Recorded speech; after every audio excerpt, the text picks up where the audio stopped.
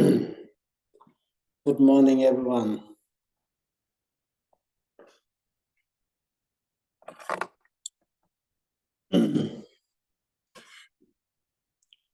So, for the last few weeks, we have some break. we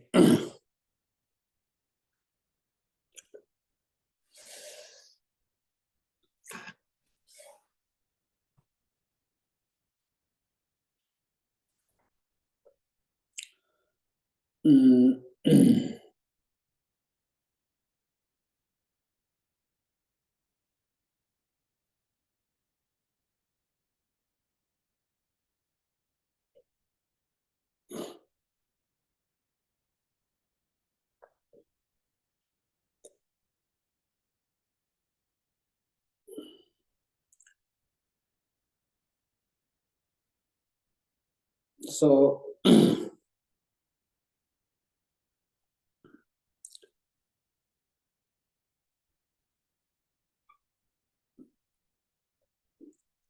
great Master Tsongkhapa says,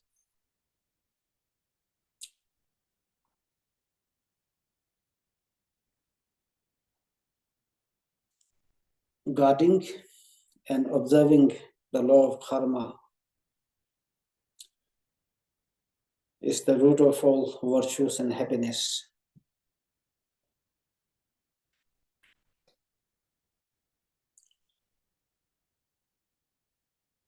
And also, observing and guarding the law of karma is the method for accomplishing and achieving happiness in the next life.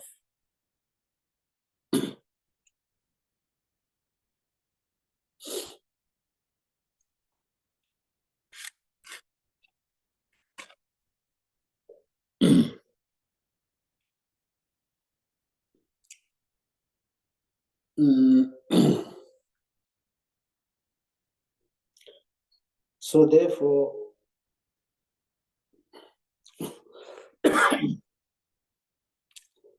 guarding the law of karma, training in the law of karma becomes really crucial and important in many ways.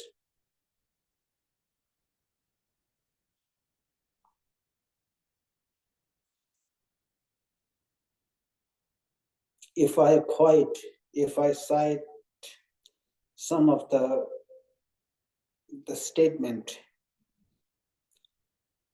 some of the scriptural quotations by earlier Kadamba masters,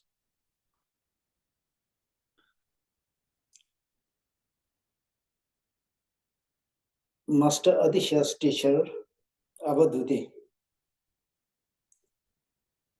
sometimes Master Adisha requests for the teachings from his master Avadhuti by making the medal offering.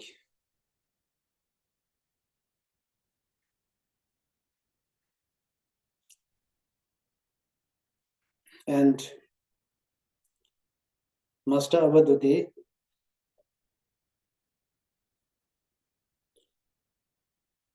sometimes refused to give the teaching. Sometimes when both the teacher and the students has no time, then Master Avadhuti used to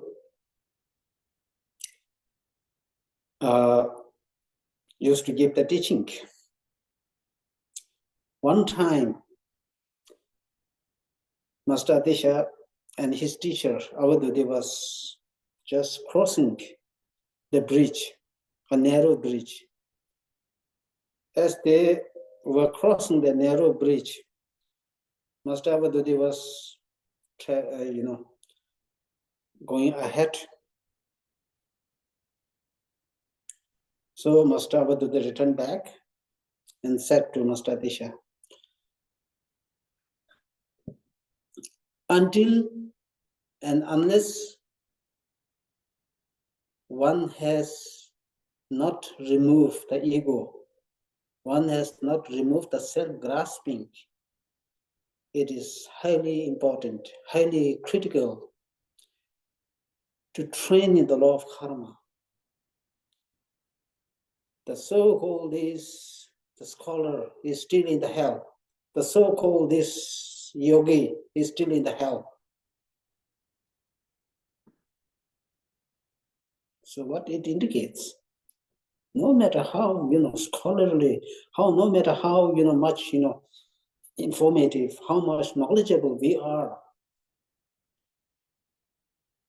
totally disregarding the law of karma as the fundamental training in our progression along the spiritual path, and then trying to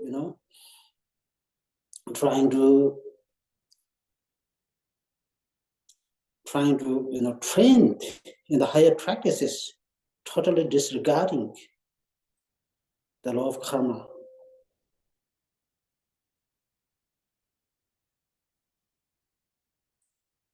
Is finally one will not get the desired result as one expected, because one has totally demolished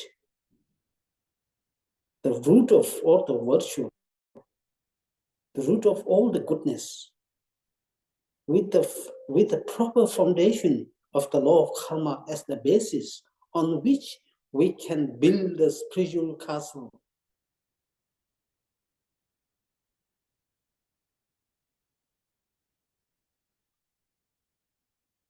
So that it shows the criticality, the importance, the cruciality of training, believing in the conviction in the law of karma.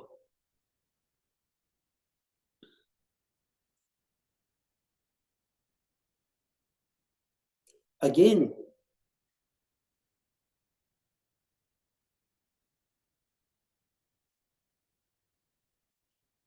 the great master, Kadamba master, Langre Thamba Doji Singye, who is the author of the 8 verses of mind training, he told the student, he was a disciple of the great master, Kadamba master, Master Chema Tsudumbar.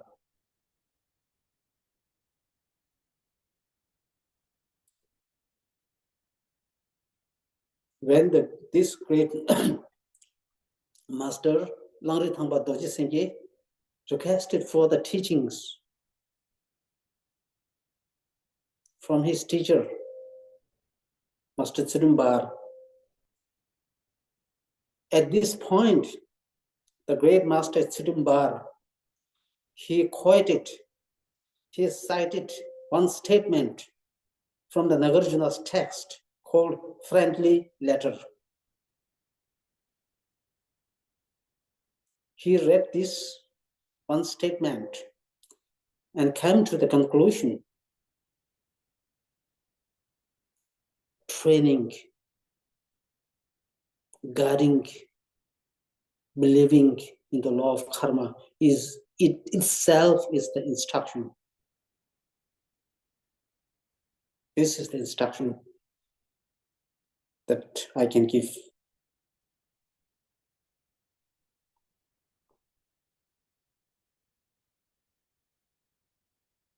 Yes, Master Tsudumbar, these great Kadamba masters are so informative, so knowledgeable.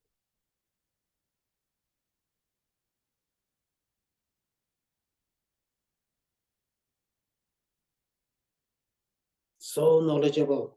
in all the entirety of the Buddha's teaching, they have not only mastered this Buddha's teaching, they also have practiced. They teach what they practiced. But when coming to the point, that was what Master Tsudumbar told his student, training in the law of karma is the instruction.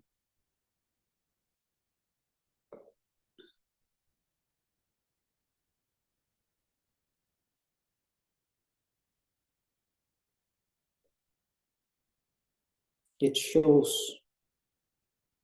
simply shows the importance in the training in the law of karma involves in progressing one's spiritual path.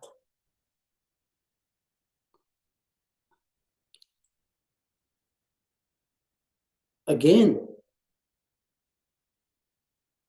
the great master Bodhava, who is one of the lineage holder of the Lamrim lineage, the great Kadamba master, 11th century master, he said, stretching out the tongue in the air and trying to lick it, one will not get any flavor. Similarly, likewise,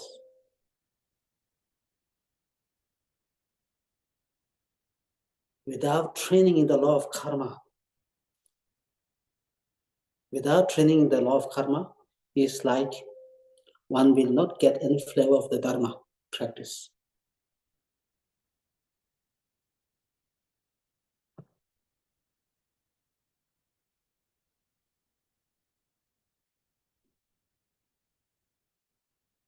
Sometimes, people think it's, the law of karma is something not relevant. But if you think very closely, if you try to examine our mind, check our mind, the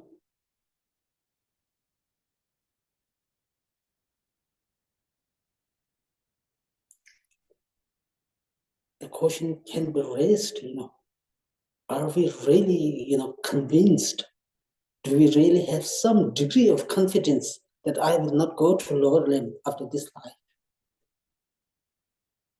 Who knows?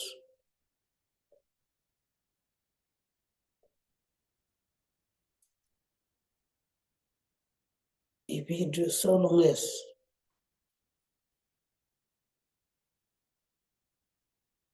if we have cultivated the wisdom that are the realization of emptiness, then maybe it's okay that we can go against, maybe we can commit any of the, negative action.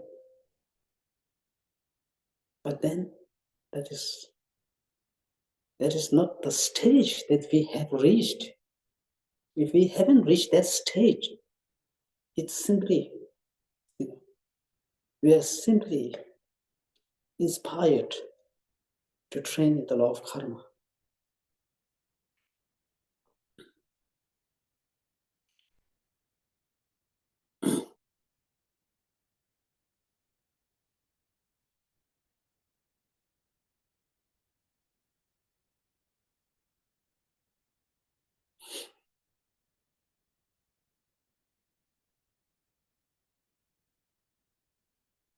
Again,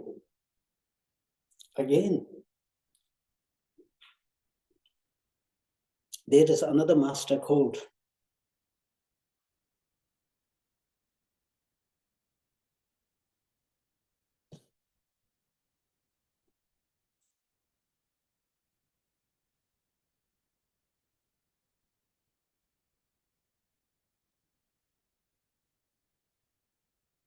Pujungwa, another Kadamba master, he said,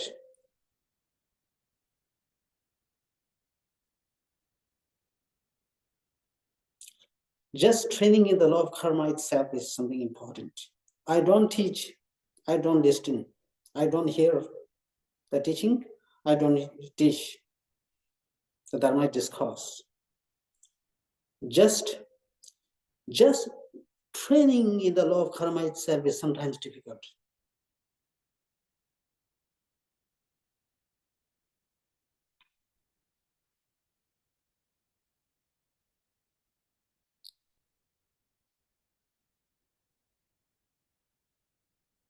Take the example.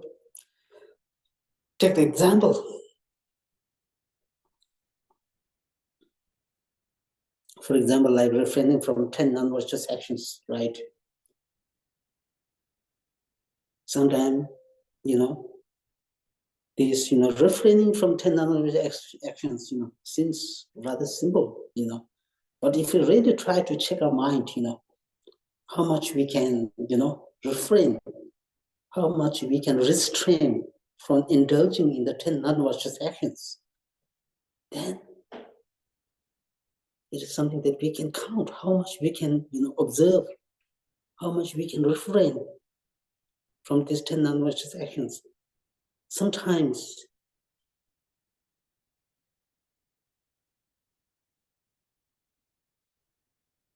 we may not, think that, this action and that action to be the non-virtuous, but in reality, if we do study, if we try to, examine our mind carefully, then it is non-virtuous after all.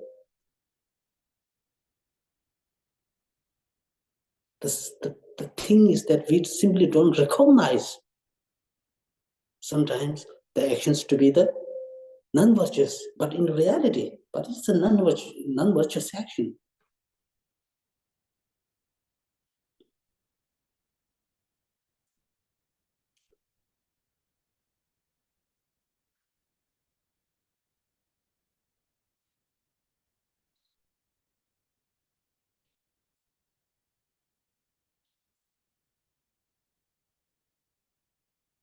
And the great master, Master Sharava, the great master, the Sharava, he said,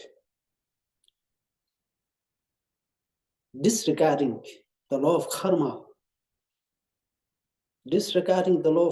and trying to seek the higher teachings, higher discourses, is something that will lead to nowhere.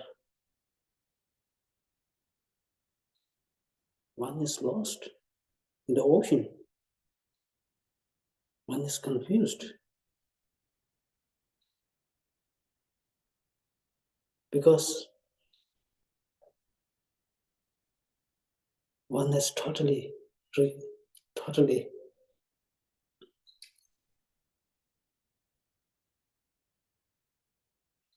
neglected the essence.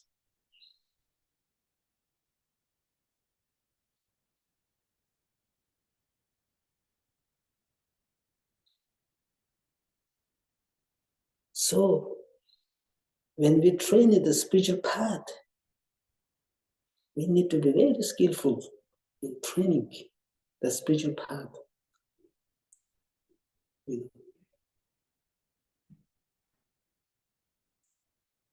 Sometimes we, it's something, sometimes things happen like this, we touch here, on the one hand we touch here, we are touching here, we touch all kinds of the teachings, but after all we have nothing.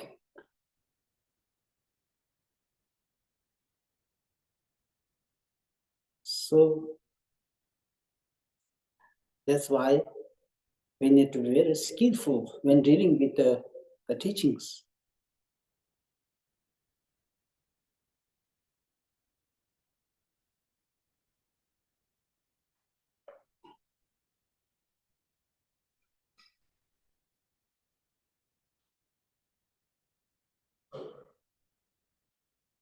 Then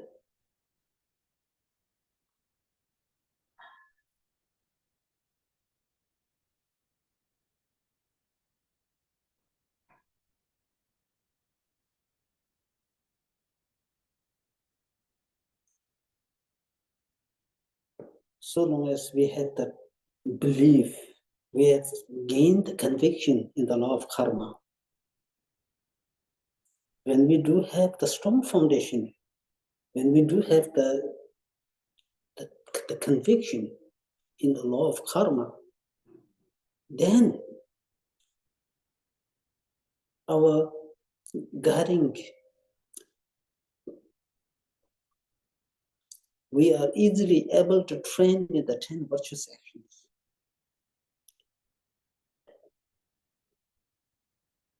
Because when we well trained in the law of karma, when we develop the conviction of the law of karma, then we develop, we come to ascertain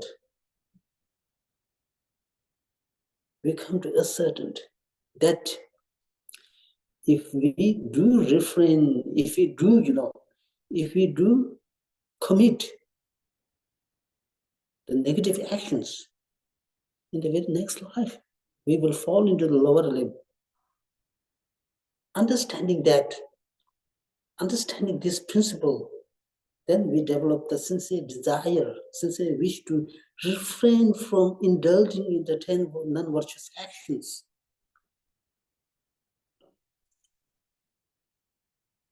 So in a way, if we do indulge in any of the 10 non-virtuous actions, if we do indulge in the negative actions, it is nothing. It is just simply the indication that we do not believe in the law of karma. We hardly believe in the law of karma. Of course, we keep on saying, I'm a Buddhist, I do believe in the law of karma, but in reality, practically,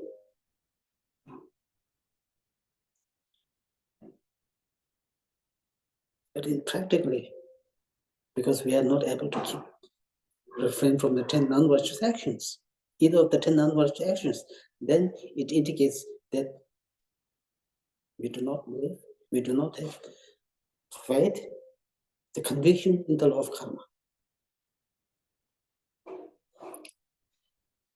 Now, the question is, how do we believe in the law of karma sincerely? How do we develop the conviction in the law of karma?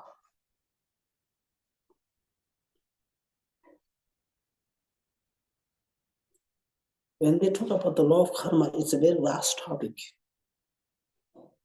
It's such a vast topic, like the ocean. It's vast. It's also deep.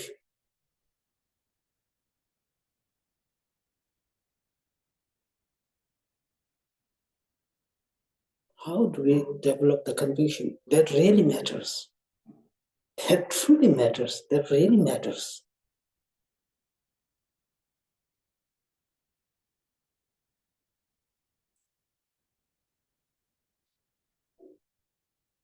For example, why it matters? For example,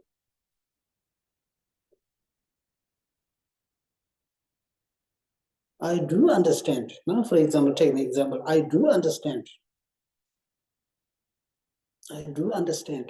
that, for example, like making false claim, telling lies. This is a negative action. It is an evil action. It's a non-virtuous action. But then, sometimes, I may be compelled to tell lies. And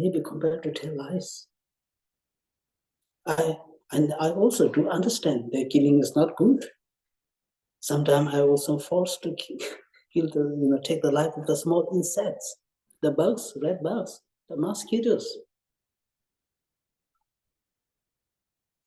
Are we able to remind, I should not do this?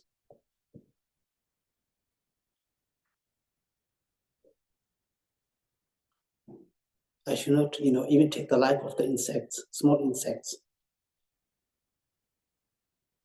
Even at the stake of joke, I cannot tell lie.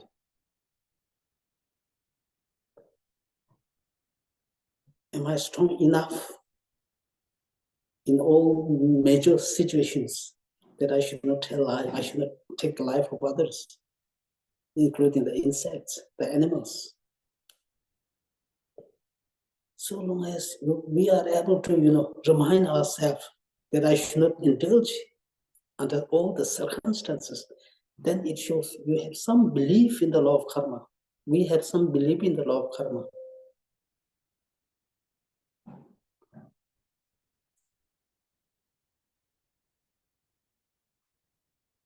So, in short, we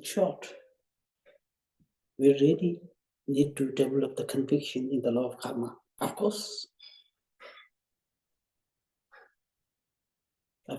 it takes time. It really needs, some real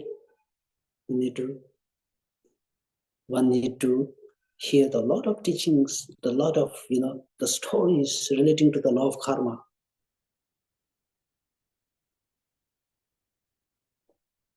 One need to understand the law of karma, how the law of karma works.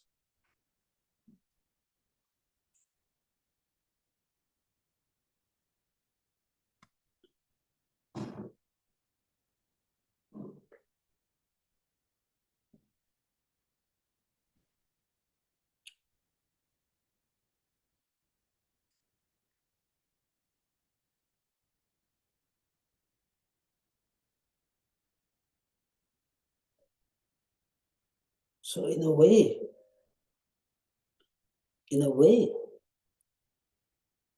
we each and everyone sometimes go through happy moments. We enjoy the happy moments. Sometimes we also experience the unpleasant situation. We fall into unpleasant situation.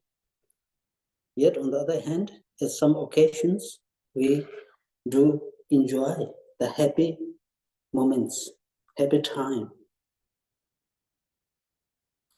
All these happy moments, pleasant moment, unpleasant moment, does not arise without any causes, conditions.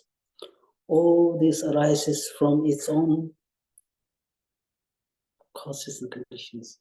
All these painful experience, the happy moments, all this arises because of one's own accumulation of karma, good karma or bad karma. Therefore, Buddha says, one is responsible for everything that one does, that one do.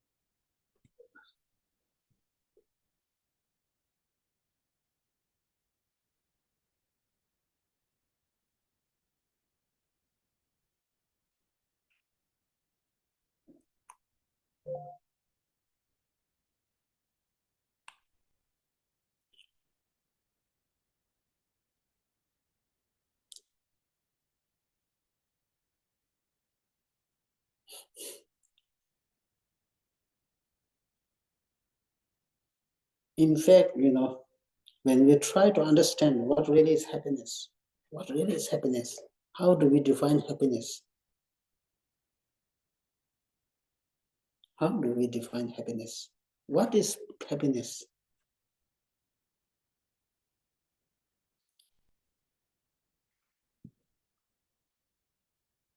And what is unpleasant experience?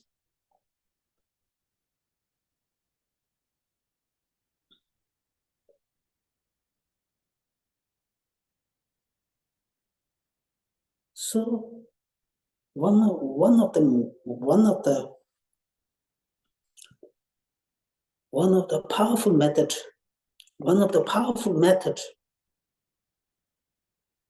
for developing conviction in the law of karma is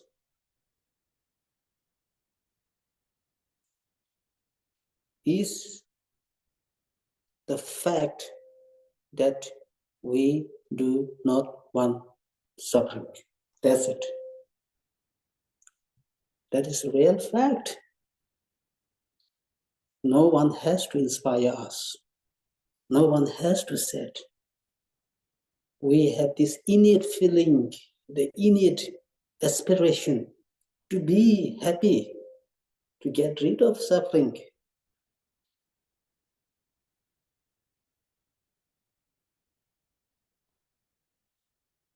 If we really want to get rid of suffering in our life, we have so many suffering, as well as we have so many joyful experience. On the one hand, we want happiness.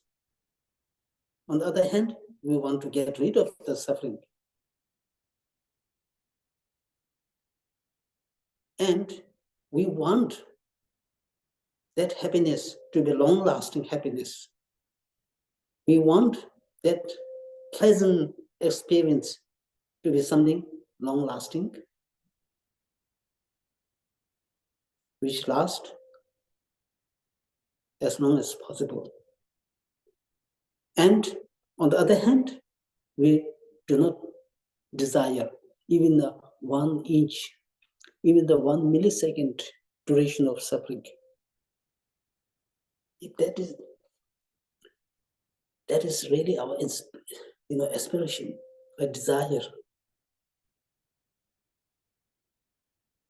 If we really do desire this noble aspiration, noble wish, then it does not make any sense, to commit in 10 non-virtuous actions, either of the 10 non-virtuous actions, because you desire happiness, we desire happiness, we want happiness. Yet on the other hand, we indulge in negative actions. So it's contradiction.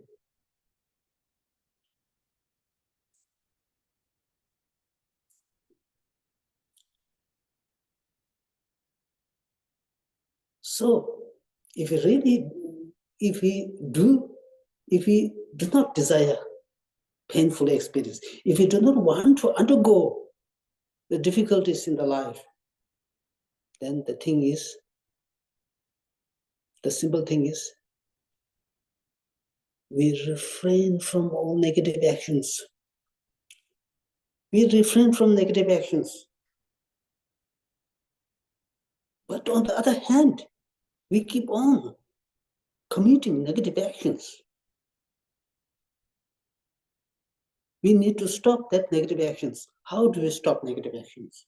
Now, because when we talk about negative actions, it's purely related with the motivation, delusions, destructive emotions, negative emotions. Negative emotions are the principal cause for creating all the negative actions. So that means we need to stop the delusions. We need to refrain. We need to keep distance from the destructive emotions like anger, attachment, aversion, jealousy, greed, so on and so forth.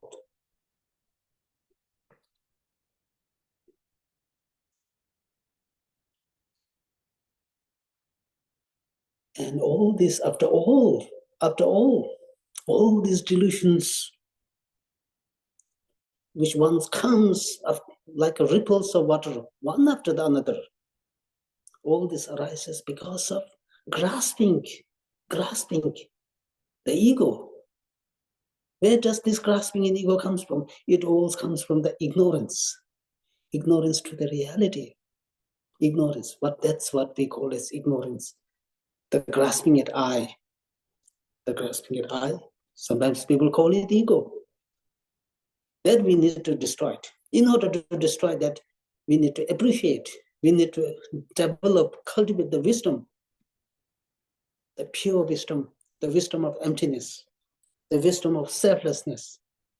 That's why the wisdom of emptiness becomes the heart of all the Buddhist teachings. Because finally, we have only the one method.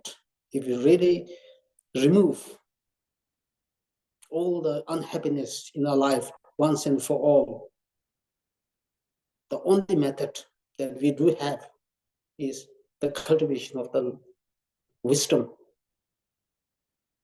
supported by altruistic mind.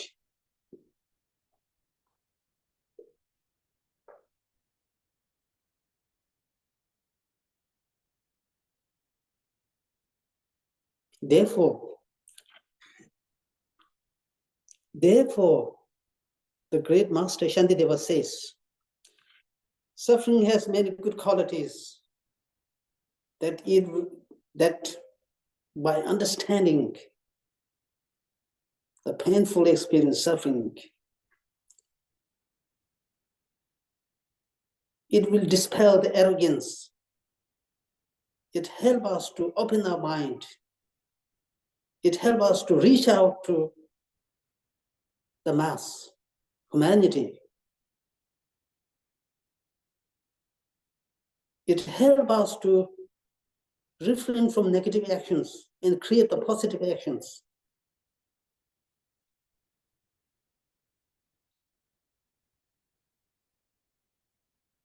You see, it's really beautiful. It's really beautiful.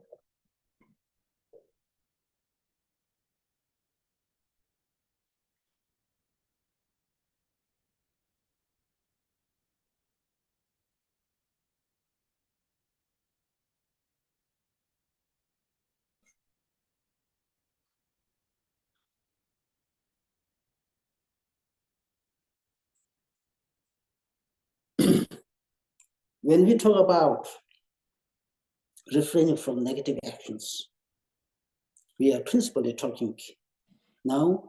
There are many negative actions, but many of the negative actions are summarized, condensed into the 10 non-virtuous actions. 3 from the body: killing, stealing, sexual misconduct. 3 from the body. 4 from the speech: telling lies, creating disharmony, using harsh words. The 4th one is gossiping. So far, we have discussed up to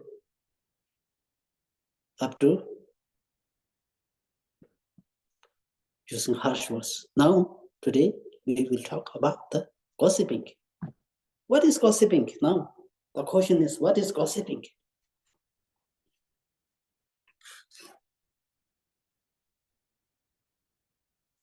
Sometimes we have no idea, what really is the gossiping. And we indulge in gossiping, not understanding, not realizing that it actually is a gossiping.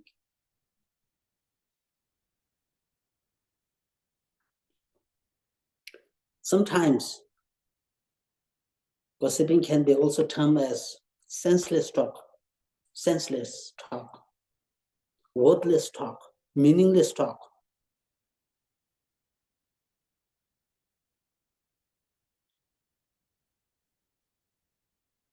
It's in some way, it's a totally waste of life.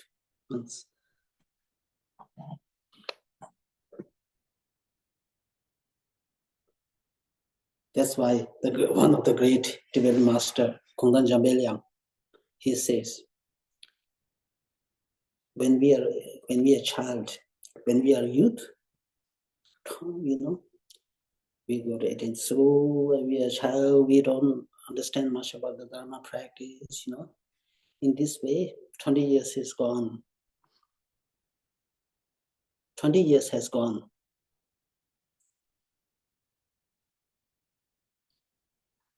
And then after we,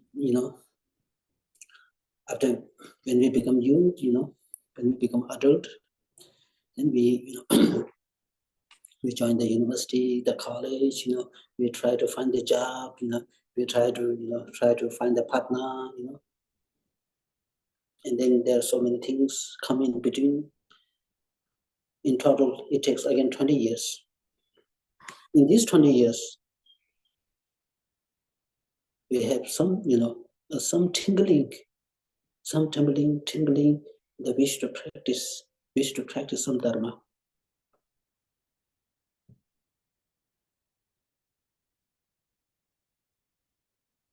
Now, in these 20 years, you have the wish, oh, I want to do something, oh, I want to do something. In this year, just, 20 years is gone by just repeating, I want to do something, I want to do something in the life. That means I want to do some practice, but actually not able to do practice, and 20 years is gone.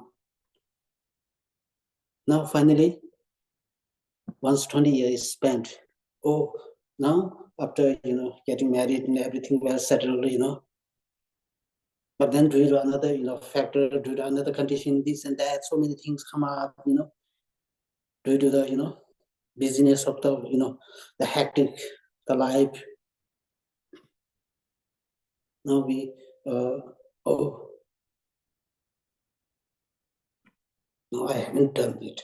No, I haven't done it. Oh, I was not able to do it. I was not able to do that, to this practice.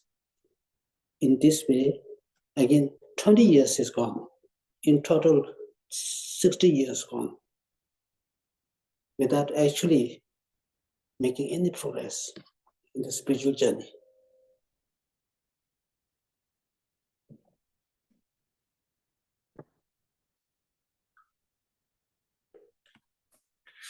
In this way,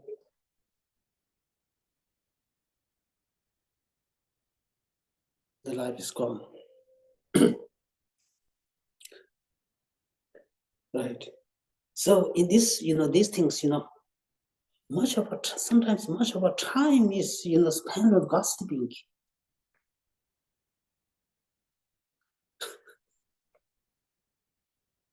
My time is only mostly gossiping with the Dharma text. I'm gossiping most of my time on Dharma text, Dharma teachings.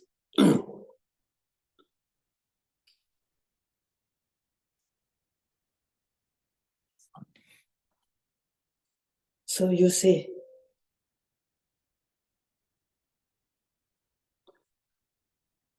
now you see, gossiping is all about, actually it's all about, taking much of one's time off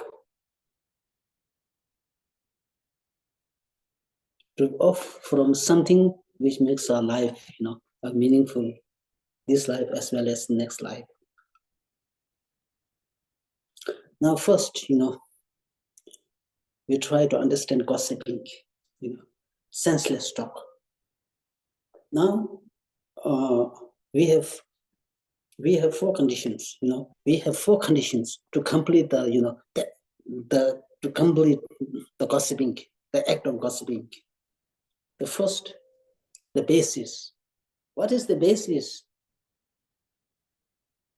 for indulging in gossiping? The basis is simply the senseless talk, meaningless talk.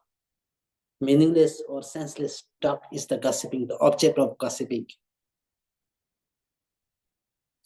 Then we have the motivation.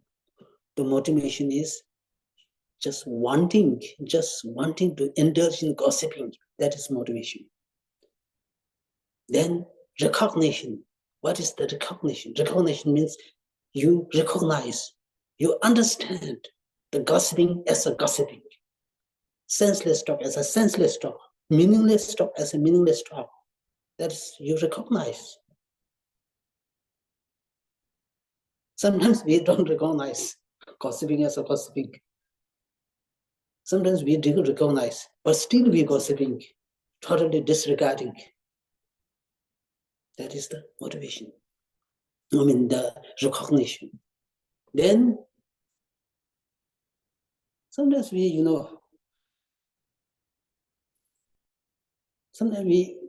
then when we, indulge in gossiping, it should, we should have some, the delusions. Your gossiping is motivated by delusions, negative emotion, For example, I can indulge in gossiping motivated by attachment. For example,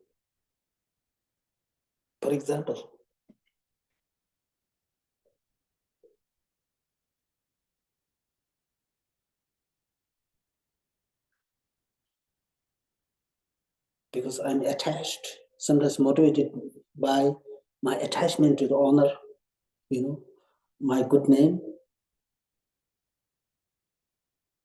my fame. I'm attached to the fame. I'm attached to the good name, my position, and then because of this, I gossiping. I gossip about all these things. The value of these things. That is gossiping. That is gossiping, motivated by attachment. Or, I can talk about the, resources, material resources, motivated by attachment.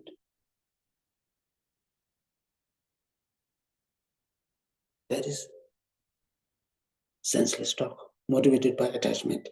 Then the gossiping, motivated by anger, aversion, hatred.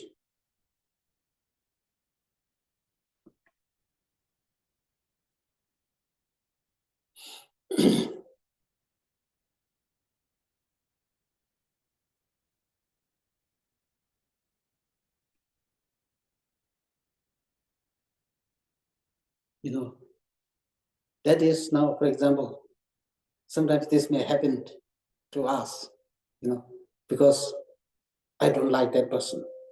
I don't like that person, or this person, or that person. And then we are not able to address the issue. We are not able to, talk directly to that person. And then instead, we then backbite. We talk badly of that person. And that is gossiping, motivated by anger and hatred.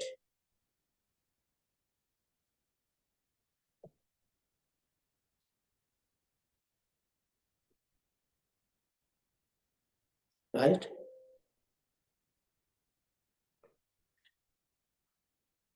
Then we have the gossiping motivated by ignorance. Ignorance. Now, you see, sometimes we have the plenty of books, we have plenty of books. There are many, some, the instructions, and some, they are very wonderful, things on the online. We get all the, good informations, authentic, but some are really, garbage, not much use, and then we go through these, some time ago, some people, try to practice the Dharma.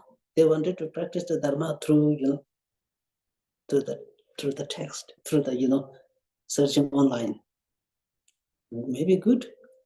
And then some people also wanted to learn something about the, Vajrayana practice, meditation, the chakras, and these things.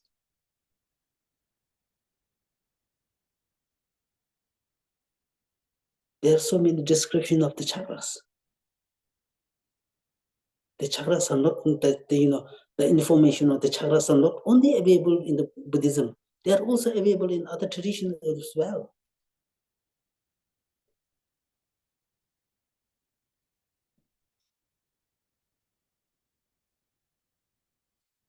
So then, and then there are so many, kind of some things like, mantra,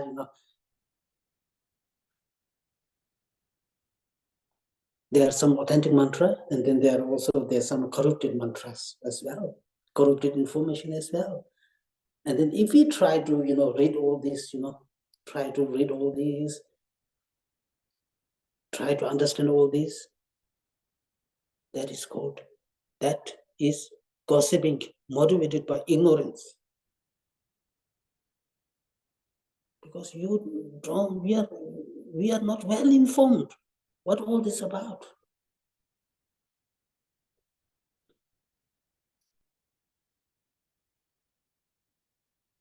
So that is called senseless or meaningless talk motivated by ignorance.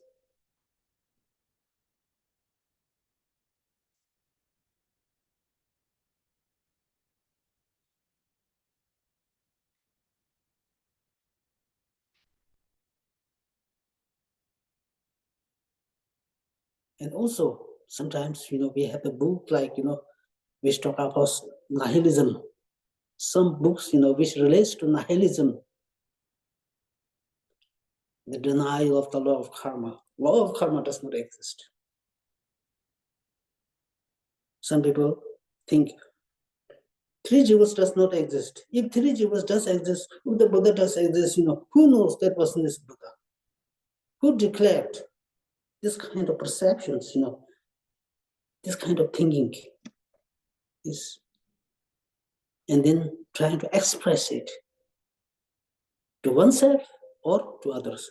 That is gossiping or senseless talk motivated by ignorance, total ignorance.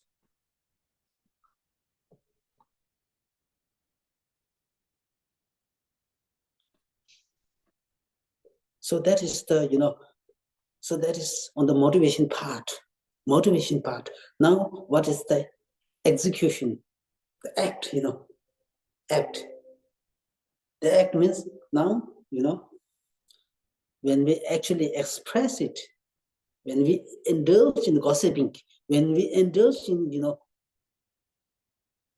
senseless talk, when we indulge in the meaningless talk, we make all the attempt to indulge in meaningless talk. That is now, that is the execution of the act of gossiping. Now, what is the final completion of the act of gossiping? The actual act of the completion of the act. The completion act of gossiping is,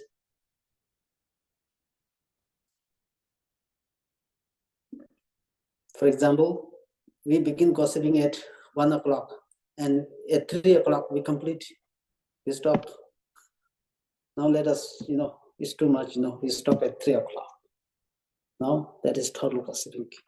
When we talk about gossiping, when we talk about gossiping, it is not necessary that other people can hear. You can, we can read the books, just reading the books, it is not something that other person should hear to complete the gossiping act. You can talk to yourself. One can talk to oneself. One can read the, books. One can view the things. When we have done that, that is gossiping also.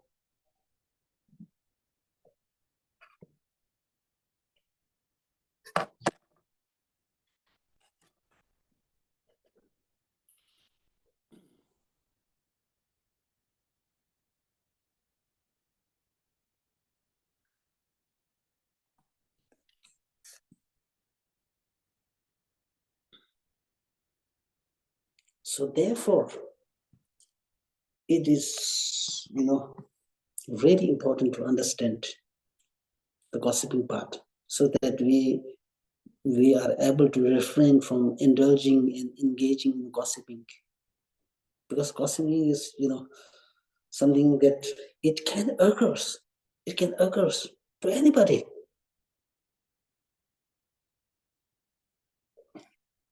It is easy to occur.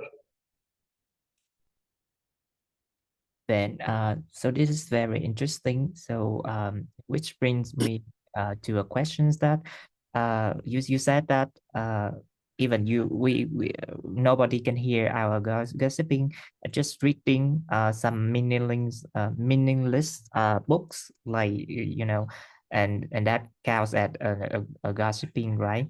So so I just wonder if we play some game or read some news new on the internet about some trivial things, like lie about the drama, some drama of a star, a movie star or something.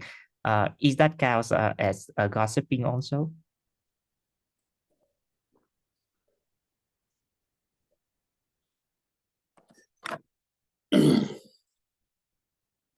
Like we read in news, on the internet, which many people do every day. So is that counted as gossiping also?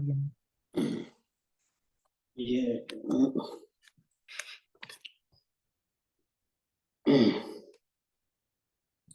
Yeah, these things, so if you try to understand the gossiping in a correct, sense, so this can also be, can be counted as gossiping. Now we hear, so therefore,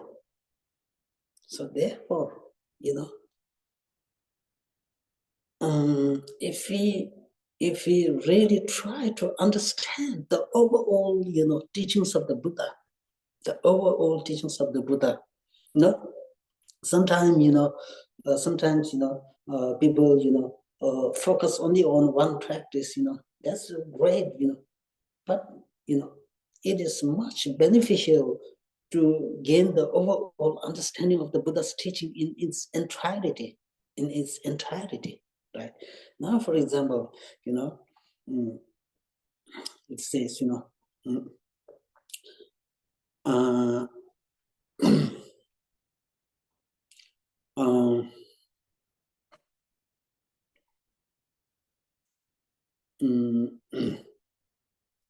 now, for example, you say, sometimes we, just, oh, it is also possible that, yeah, I want to, I really want to become famous, I really want to gain some fame, I really want to get some resources, I want to gain some fame, to gain some honor, that other people would respect me.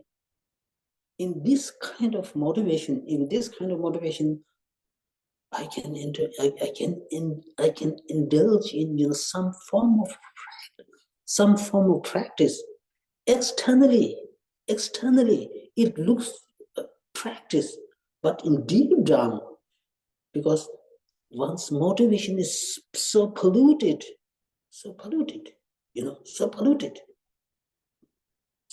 that the action itself becomes non-virtuous actions.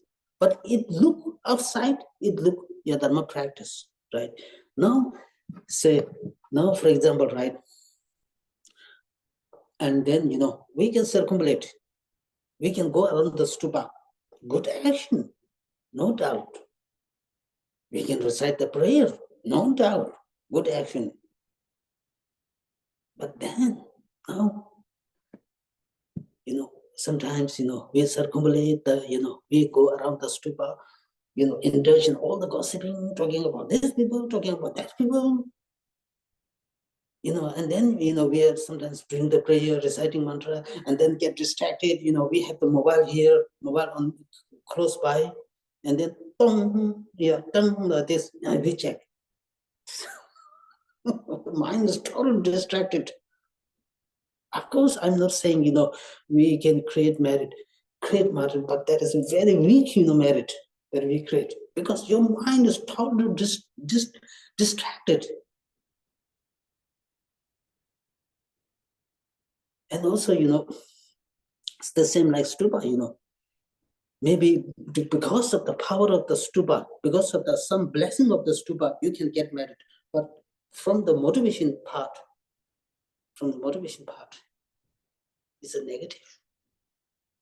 One is creating the negative actions. The only merit that you can accumulate is due to the power and due to the blessing of the stupa itself. Not because you have the good motivation that you are creating merit, because the motivation is polluted. Now, after all, what really makes Dimaharshan, what really makes the difference between positive action and negative action, it finally goes to your motivation. Motivation. If the motivation is pure, if the motivation is pure, the action itself is pure. The action is considered as positive action, pure action. If the motivation is defiled, polluted, negative emotion, and then the action itself naturally become negative action. So therefore, motivation really plays a very important role. Very important role. If you try to understand the structure of the Buddhist path, structure of the overall Buddhist path, the beginner, how can the beginner engage and enter into the spiritual path? That really matters. Now, so therefore, so therefore,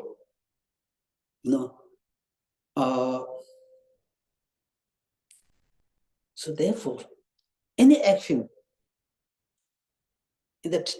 in any action, whatever practice you do, whatever practice we do,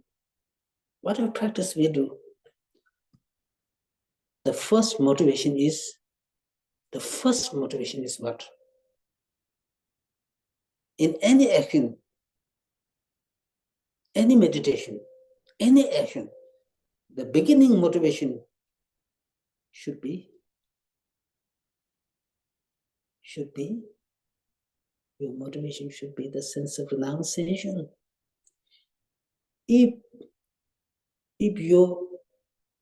When you engage in any of the practice, any of the action, if that action is motivated by the sense of renunciation, that action becomes the cause for attaining the liberation, attaining the moksha, attaining the nirvana. Now, is it enough? Now, it is not enough, because when we talk about the renunciation, it's something only for yourself. Of course, it is highly important. Highly important. Then you can go further. You can make your motivation more stronger. Now, the second motivation is now you develop the altruistic mind, the action.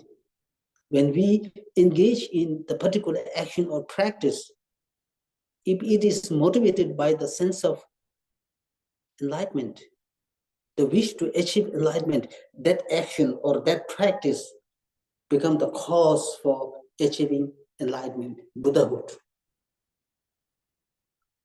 Now, the particular action or practice, if that particular practice or action is motivated by wisdom, your action itself become the main cause for destroying all the delusions and ego. So you see, there are 3 steps. So therefore, motivation really becomes important when we talk about the spiritual path. It is the motivation, However, we do the prayer and we do the some mantra practice or any practice, any action. If your motivation is just simply to get rid of the sickness, just simply to achieve the resources, to achieve the prosperity of this life, your motivation is very weak, and your motivation only serve as the cause for attaining, serve as a cause for getting rid of sickness. It becomes a cause for getting rid of sickness,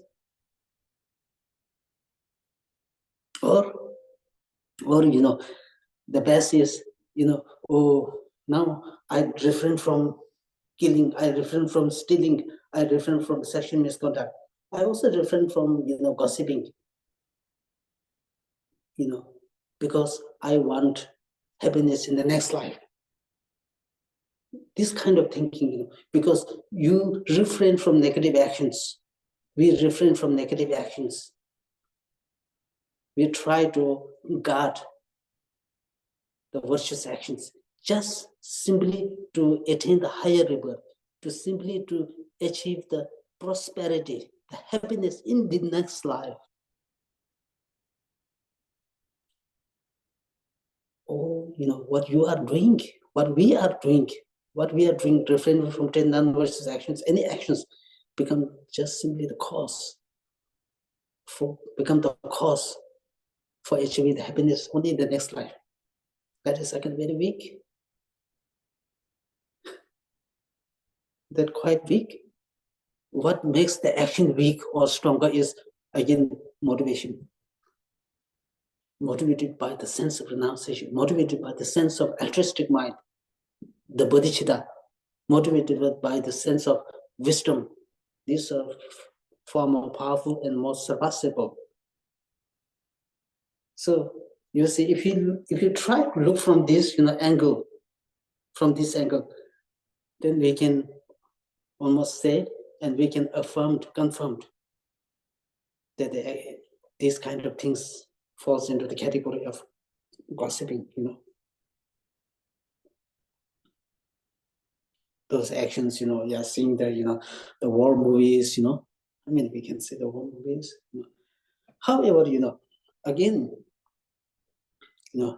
just trying to see that, but again, there could be a slight different. And sometimes we can, sometimes, you can do some track, you can do some, you can send some videos, you can see some dramas, just, for one's own personal progression. We can read some books, which can help you progress, you can make some, transformation. Not motivated by, any kind of delusion. That is not gossiping. That is not gossiping. Because you is completely, motivated by positive thought. The positive thought of personal transformation. That is not considered as gossiping. That aim for one's own personal transformation. With this, one can see the drama. That is not gossiping. So finally, it is the motivation which decides all, whether it is a positive motivation or whether it's a negative motivation. So therefore, if you look into the Hinayana practice, if you look into this, Theravada practice, although I am not sure if I am using the correct, the term, because Theravada is one part, Theravada is one part. Now there, when we talk, Hinayana, it's a vast, for example, the Tibetan, the system of the Vinaya, the discipline is based on the Sarvastivadin. There's not much difference, Theravada and Sarvastivadin, there's not much difference, just slight different. That's understandable, So in the Hinayana practice, sometimes what we call is foundational practice. If we look into the practice structure of the practice of the Hinayana, in any situation, under any circumstances, that Buddha has allowed the 10 non-virtuous actions. Buddha hasn't allowed, Buddha hasn't permitted. Now, if we look into the structure of the Mahayana practice, now Mahayana means, is a little bit flexible, people are very courageous, more compassionate, more courageous. They can bear the, others' suffering, pain. They can take upon themselves the difficulties of other people. They have such courageous mind. The Buddha then allowed, under some circumstances, under some situations, the Buddha has allowed, permitted.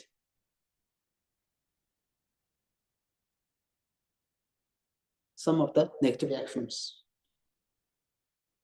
Because the person is able to handle, courageous enough.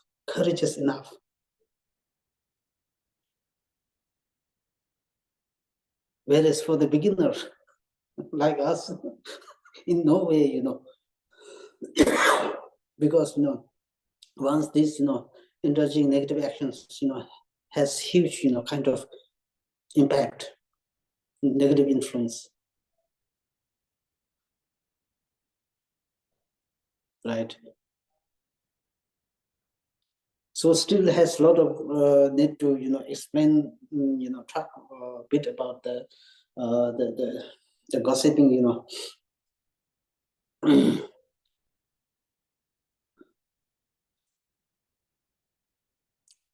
So therefore, in any practice, whatever we do, right from the practice, if you look into any practice, look into any practice. Is there any practice we start directly the actual practice? We just sit down and do meditate right away. No, there's no such kind of practice. It exists. If there is such, such, instruction, it's not a, codified instruction.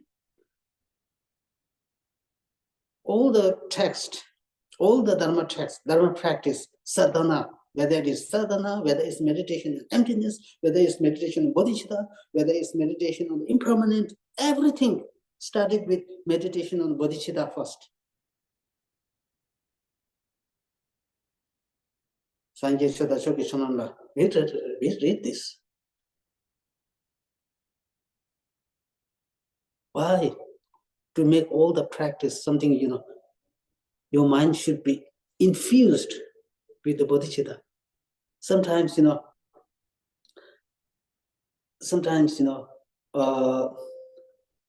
we are here and the practice is on the other side, So there's a gap between yourself and the practice. So actually, we need to integrate our mind with the practice. We need to mingle, blend our mind with the practice. Because of this, the importance of motivation, Lama Tsongkhapa says, it is not enough that the practice, that the teaching itself is the Mahayana practice. It is not enough.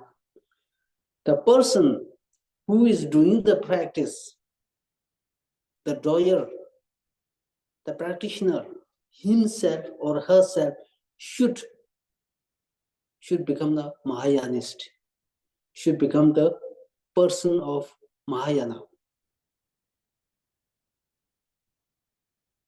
That means, we cannot, keep the teaching on the other side. We are here, In this way, we are not able to integrate. We are not able to integrate. We are not able to, there's no integration of the person and the Dharma because there's a gap.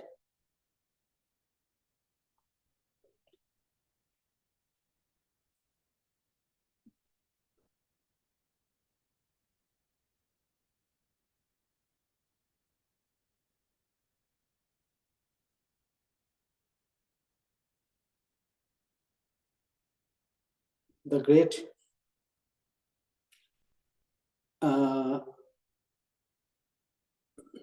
one of the student of the great Master Tsongkhapa, Lama Tsongkhapa told him, how do we define the Buddha's teaching? What is the measurement of the Buddha's teaching? What is the measurement of the Buddha's 84,000 heaps of teaching?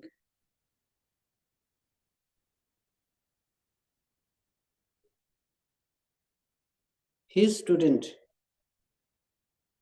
Master Tsongkhapa's student, Chenga, Lode Jinze, he responded,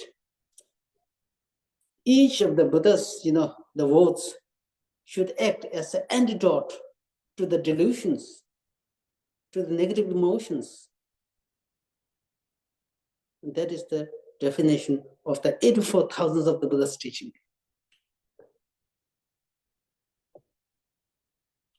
If something does not,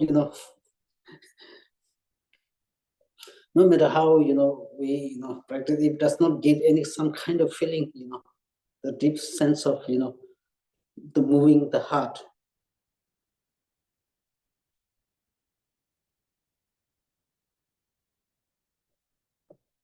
We are then nowhere. Right?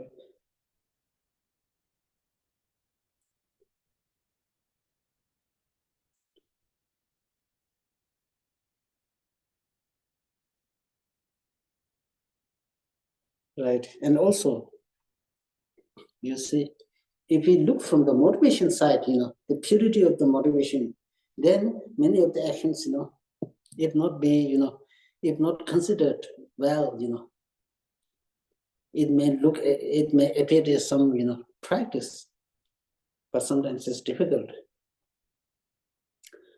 Because one time,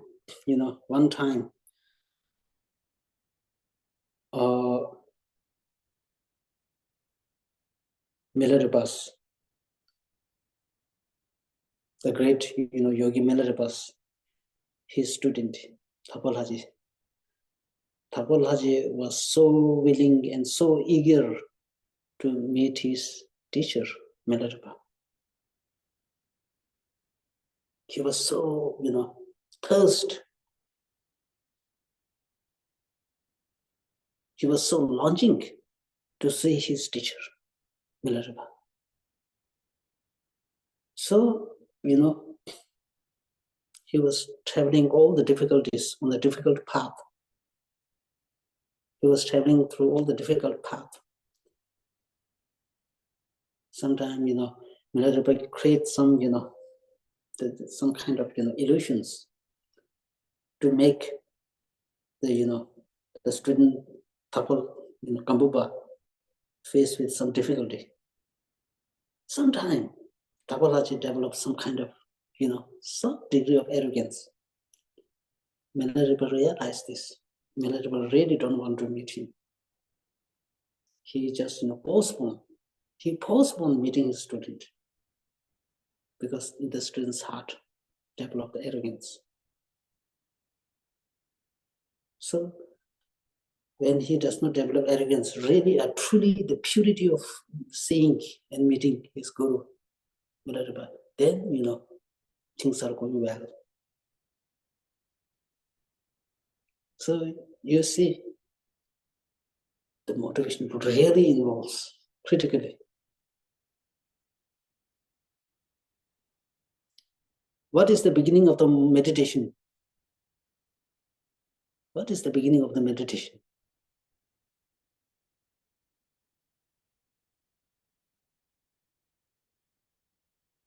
The beginning of the motivation, the beginning of the meditation is correcting one's motivation.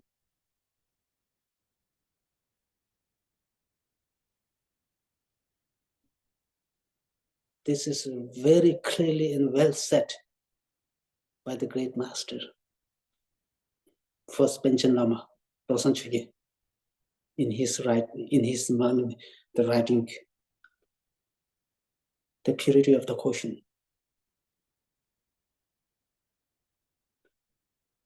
The beginning of any practice, any meditation is correcting one's motivation. That alone talks a lot. That alone defines a lot. Right? So I think we have just almost, the time is almost up.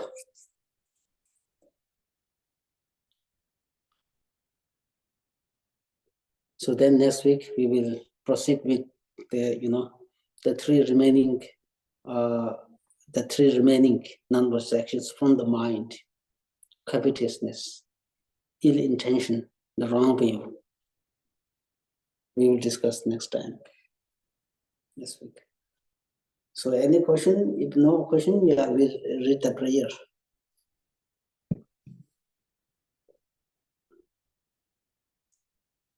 Any question? Welcome. No question, we read the prayer.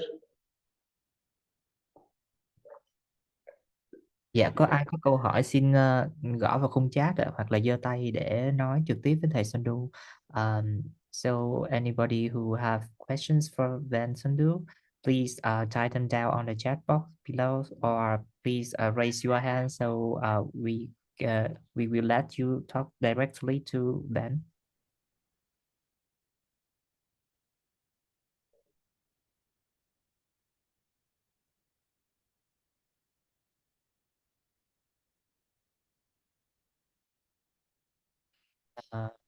All right. Seems like there's no question today, Ben. Yeah, I feel no problem. Yeah. Yeah, then we read the prayer.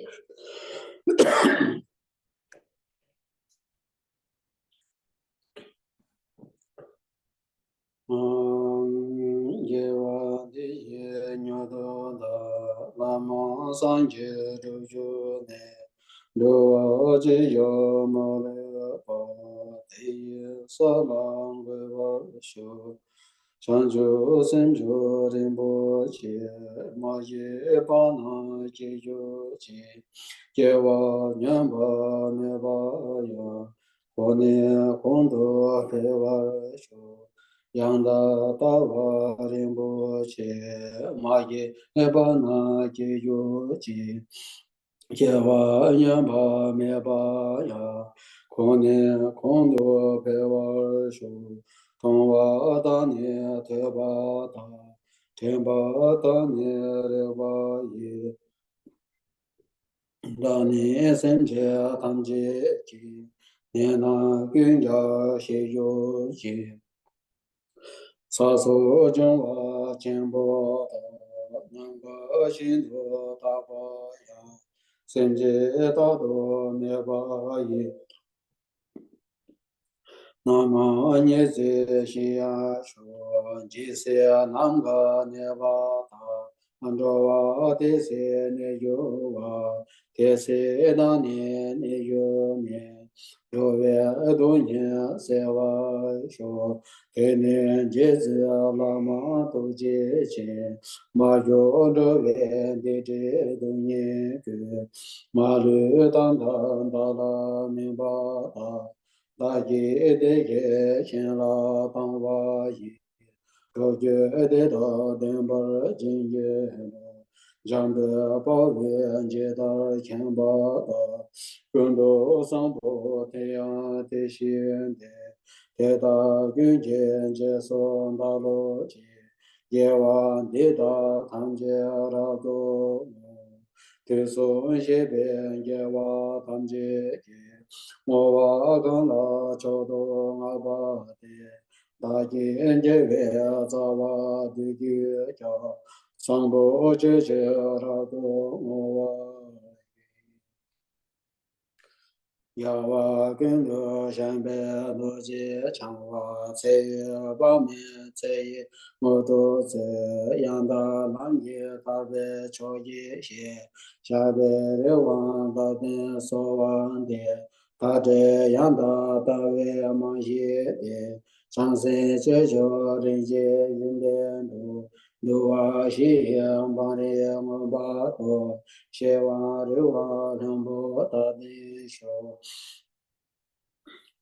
Jie ye wei rin lo bei me cai sa zong zhe ge so so nie yue nie ge wang ga ge shen ye nan ye no jin le yu na ye xin da zhe zhou o me jiu se jie ye wei qian la da ben zhi lu wa me bei den ba da da ye la san da bei du du ge nin bei me Nembe tenye melando yoji. Yome oze vedi jiri se. Jime ge.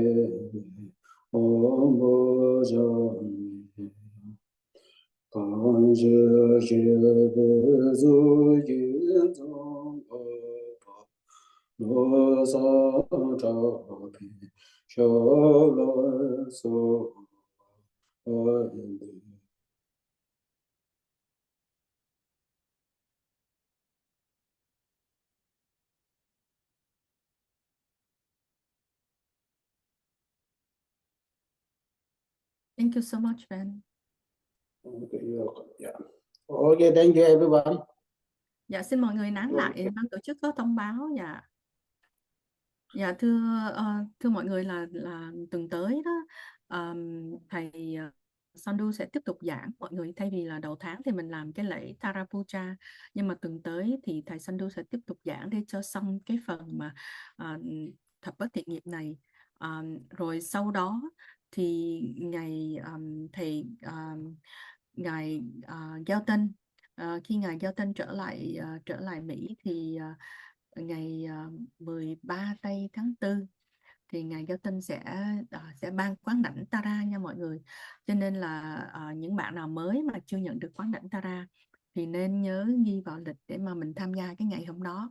Và cái quán đảnh này có một cái rất là đặc biệt là thông thường thì khi mà quán đảnh thì ngài cũng sẽ cho cái phần mà quán tưởng vị Tara như thế nào, nhưng mà cái quán tưởng này nó rất là mãnh liệt mọi người, là tại vì là quán tưởng 6 vị hộ Phật Tara, 6 vị hộ, không phải là 6 vị tôn Tara.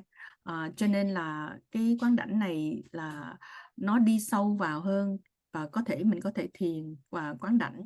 Thì khi mà mình làm được cái điều này thì mình tụng chú và tất cả những cái tu tập của mình sau đó nó sẽ rất là mãnh liệt.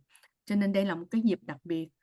Thầy rất là ít khi nào mà ban cho cái quán đảnh qua Zoom, nhưng mà ban tổ chức cũng thỉnh cầu và thầy cũng hoan hỷ, tại vì biết rằng là mình có một số Phật tử cũng mới vào.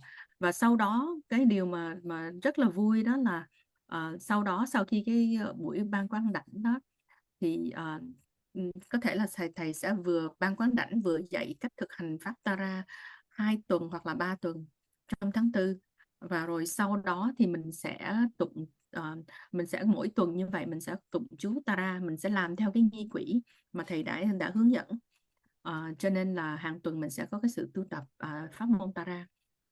Và sư cô Đề Chan có theo cái sự thỉnh cầu của ban tổ chức thì cũng sẽ cho mọi người, hướng dẫn cho mọi người ôn tập và tập bắt ấn, cũng như là những cái thủ ấn và những lắc chuông, lắc chùy. Cho nên là đây là cũng một cái điều rất là vui nếu mà mọi người có thể mà vào nhận quán đảnh và tham gia tu tập chung với đạo tràng thì là một điều rất là tốt. Dạ, thì cũng nhân đây thì cũng nhắc lại là ban tổ chức đang cố gắng hết sức để mà có một cái chương trình từ bây giờ cho đến cuối năm, hy vọng là đem lại rất nhiều lợi lạc cho mọi người. Thì cái chương trình đó bao gồm là khi mà mọi người đã xong cái phần gọi là cái phần control đó, là thực hành những cái pháp sơ khởi, thì thầy sẽ cho mình cái quán đảnh Tara, nhưng mà thuộc là tối thượng nhu già, là Chittimani Tara. Thì hy vọng là mọi người sau khi mà nhận quán đảnh và là cố gắng tu tập thì hy vọng là cuối năm nay ban tổ chức có thể thỉnh thầy để mà ban cho cái quán đảnh Chittimani. Là bây giờ thật sự khi mà các quán đảnh thầy cho là chỉ là một cái Tara tầng, gọi là Tara tầng cấp hành động, chứ là chưa được lên tối thượng nhu già. Nhưng mà khi mà mọi người trong tất cả bên mật tông thì có rất nhiều vị bổn tôn, nhưng mà Tara là một vị bổn tôn duy nhất mà có thể nói là mình có thể tu từ cái tầng thấp, là cái tầng mà mật điển hành động, cho đến cái tầng cao nhất là cái tầng tối thượng nhu già. Chỉ có mẹ Tara là có cái pháp tu mà cho là chuyên chuyên chuyên nhất từ đầu cho đến cuối như vậy. Cho nên là vị nào mà muốn tu, mà nói là mật tông nhiều bổn tôn mà không biết là tu bổn tôn nào, thì đây là thực sự là một cái pháp tu rất là lợi lạc cho tất cả mọi người. Tại vì mình học một bổn tôn, mình tu theo một bổn tôn mà có thể cái con đường tu tập của mình mình, con đường đạo của mình nó có thể đi từ tầng thấp và đến tầng cao nhất của mật tông. Dạ, cho nên là với cái điều đó thì Trang cũng cái là nói sơ khởi để cho mọi người hiểu và nên cố gắng để mà vào nhận được cái quán đảnh này. Thì cũng xin nhắc lại là cho những bạn mà mới vô mà chưa hiểu là cái phần mà nói là cái phần mà thực tập sơ khởi là cái điều kiện mà để nhận được cái quán đảnh tối thượng du già thì thật sự là rất là cái đầu tiên nhất là mình phải tự thanh tịnh hóa cái thân khẩu ý của mình. Thì trong những cái thanh tịnh hóa này là làm những cái pháp tu sơ khởi như là 100.000 phải tụng 100.000 biến chú quy y, rồi 100.000 biến chú của Bổn Tôn là chú Tara, 100.000 biến 100.000 biến chú trăm âm, và 100.000 biến chú của Bổn Sư. Tức là trong cái quyển nghi quỷ Tara có cái phần chú Bổn Sư là cái tên tụng về thầy. Ở đây là những cái sự mà thực hành để mà mình tạo cái sự tín tâm cũng như là thanh tịnh hóa những cái nghiệp chướng của mình, thì cái con đường tu tập mình nó sẽ tiến triển hơn. Đây là một cái là cái sự mà những ai tu tập mật tông đều biết là phải có những cái sự thực hành sơ khởi mà rất là căn bản như thế này. Cho nên là đó là lý do tại sao mà đạo tràng mình có cái lớp cộng tu vào mỗi tối thứ bảy bên Việt Nam là mỗi sáng thứ bảy bên Việt Nam 3 tiếng đồng hồ để mà mọi người có thể cùng vào để mà tụng cái chú trăm âm. Thì thực sự cái chú trăm âm rất là dài mà mình ngồi ở nhà mình tự tụng thì cũng thật sự là cũng hơi khó. Thành ra là hy vọng là mọi người nếu mà được thì vào tham gia. Còn cái quy y với lại Tara thì sau này mình sẽ tụng chung, và cái quy y thì mọi người tự tụng, và cái chú Bổn Tôn thì mọi người cũng tự tụng. Yeah. Và đồng thời nữa là những vị nào mà đã nhận quán đảnh Đức Văn Thù, quán đảnh Đức Văn Thù thì thầy Cao Tinh đã ban hôm đầu tháng 3 thì nghi quỷ